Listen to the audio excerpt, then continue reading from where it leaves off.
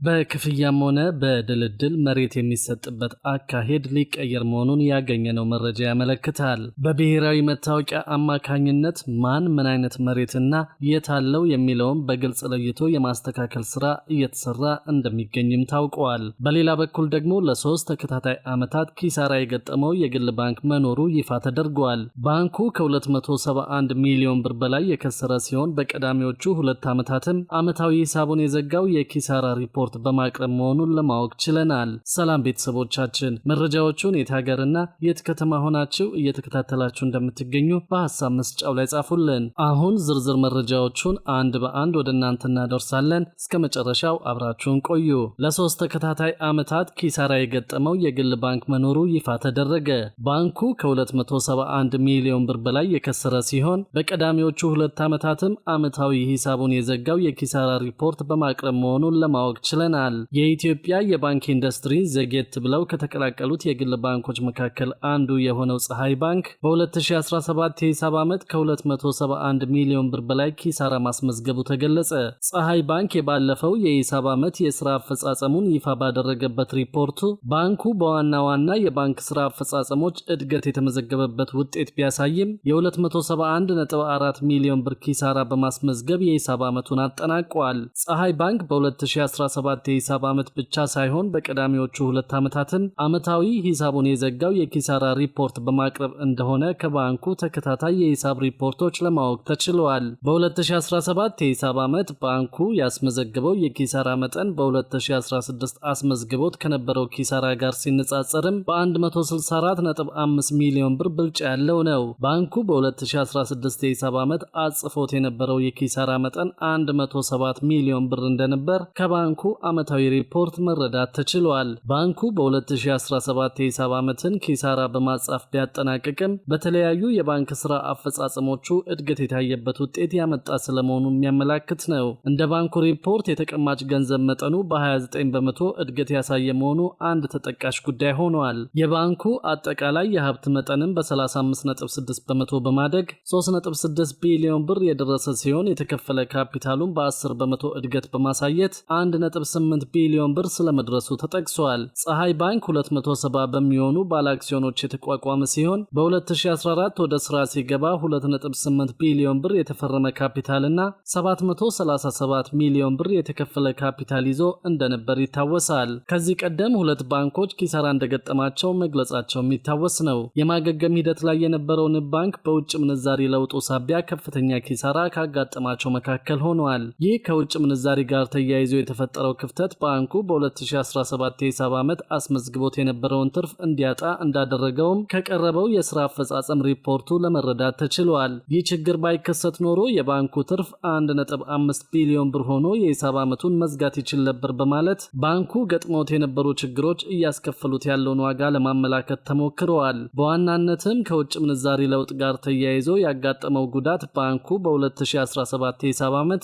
አጠቃላይ ትርፍና ኪሳራ ላይ የተንጸባረቀ ሲሆን በዚህም ባንኩ በሂሳብ ዓመቱ መጨረሻ ላይ የ2.9 ቢሊዮን ብር ኪሳራ እንዲመዘገብበት አድርጓል። በተመሳሳይ መልኩ ህብረት ባንክ የውጭ ምንዛሪ ለውጥ ተግባራዊ ከመደረጉ ጋር በተያያዘ በ2017 የሂሳብ ዓመት ከፍተኛ ኪሳራ እንደገጠመውና ይህም በባንኩ አጠቃላይ ትርፍ ላይ አሉታዊ ተጽዕኖ ማሳረፉን አስታውቋል። ባንኩ በተጠናቀቀው የሂሳብ ዓመት ከታክስ በፊት ያስመዘገበው ትርፍ 749 ሚሊዮን ብር ነው። በተጠናቀቀው የሂሳብ ዓመት ያገኘው ይህ ትርፍ በ2016 የሂሳብ ዓመት ካስመዘገበው ትርፍ ጋር ሲነጻጸር በ75.7 በመቶ የቀነሰ መሆኑ ተጠቁመዋል። ተግባራዊ ከተደረገው የውጭ ምንዛሪ ለውጥ ጋር በተያያዘ በ2017 ሂሳብ ዓመት ባንኩ ላይ የደረሰው የኪሳራ መጠን 3.7 ቢሊዮን ብር መሆኑ ታውቋል። በዚህም የተነሳ የባንኩ ዓመታዊ ትርፍ ማሽቆልቆሉን የተገለጸው። በሌላ በኩል ደግሞ በክፍያም ሆነ በድልድል መሬት የሚሰጥበት አካሄድ ሊቀየር መሆኑን ያገኘነው መረጃ ያመለክታል። በብሔራዊ መታወቂያ አማካኝነት ማን ምን አይነት መሬትና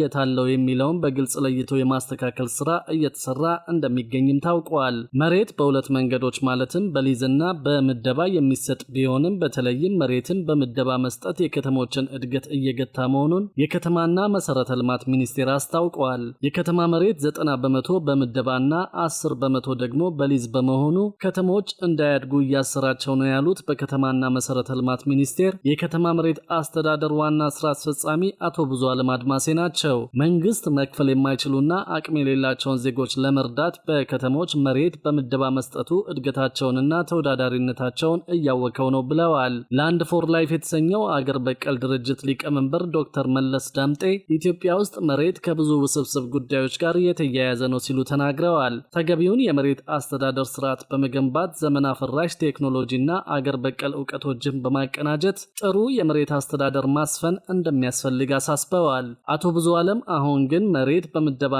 በጨረታ እየቀረበ መሆኑን ገልጸው ሁለቱም የድሃውን ችግር በውል ባይፈቱም በተነጻጻሪነት ግን ምደባ በተሻለ መጠን የድሃውንና የመካከለኛውን የህብረተሰብ ክፍል ችግር ለመፍታት ታስቦ የሚተገበር ነው ብለዋል። ስራ አስፈጻሚው በከተሞች መንግስት በራሱ በጀት መሬት ካዘጋጀ በኋላ ያወጣውን ወጪ በማይመለስ ዋጋ በምደባ አስተላልፎ መሬትን ለዜጎች እያቀረበ መሆኑን አስረድተዋል። የከተማ የመሬት ፍላጎት እየሰፋና እየተለጠጠ ቢሆንም መንግስት ከሚቀርብለት ፍላጎት 35 በመቶ የሚሆነውን ብቻ እየተመለሰ መሆኑን ተናግረዋል። የሚቀርበው የመሬት ፍላጎት ከፍተኛ በመሆኑ ለጥያቄው አንድም ከተማ ተስፋፍቶ አሊያም የድሮ ከተማ ፈርሶ ካልተሰጠ የሚፈበረክ መሬት የለም ሲሉ ተናግረዋል። በኢትዮጵያ ከተሞች 6.6 ሚሊዮን ቁራጭ መሬቶች መኖራቸውን ያስረዱት አቶ ብዙዓለም ከዚህ ውስጥ 2 ሚሊዮን የሚሆኑት ተመዝግበው የተቀመጡ ናቸው ሲሉ አክለዋል። በመሬት የሚታዩ ሰፋ ያሉ ብልሹ አሰራሮችን ለማስቀረት በምደባና በሊዝ የሚሰጠው መሬት ማን ይወስን የሚለውን በተመለከተ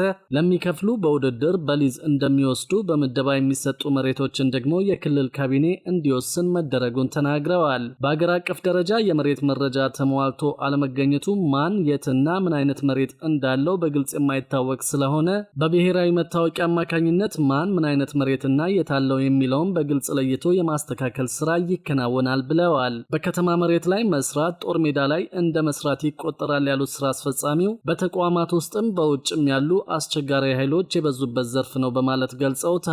የከተማ መሬት በርካታ ተዋናይና ከፍተኛ ፍላጎት ያለበት በመሆኑ ወደ መሬት ተቋም የሚገቡ ሰራተኞች ለቅጥር ብቻ ሳይሆን ጥቅም የሚገኝበት መሆኑን በማስላት ስለሆነ ዘርፉ በትግል የሚመራ መሆኑን ተናግረዋል። በየጊዜው እየጨመረ መጣ ለሚሉት የመሬት አቅርቦት ፍላጎትና ከዚህ ቀደም ለማህበር መሬት ሲሰጥበት የነበረውን መሬት የማደል አሰራር አሁን ግን ማህበራት ተደራጅተው ህንፃ ወደ ላይ እንዲገነቡ እየተደረገ መሆኑን አስረድተዋል። የዘርፉ ባለሙያዎች ከተሞች ወደ ገጠር እየሰፉ የአርሶ አደሩን የእርሻ መሬት እያራቆቱና መፈናቀሉን እያስከተሉ እንደሆነ ገልጸዋል። የኢትዮጵያ የህዝብ አስተዳደር ባለሙያዎች ማህበር ፕሬዝዳንት በኦሮሚያ ስቴት ዩኒቨርሲቲ መምህርና ተመራማሪው ዶክተር ባጫ ከበደ መሬትን በተመለከተ ህጎች ይወጣሉ፣ ተቋማት ይቋቋማሉ፣ ነገር ግን በተቋማቱ መካከል ትብብርና ቅንጅታዊ አሰራር ባለመኖሩና የመሬት አጠቃቀምን የተመለከተ የጋራ የመረጃ ቋት ስለሌለ መሬት በተዘበራረቀ መንገድ እንዲመራ ተደርጓል ብለዋል።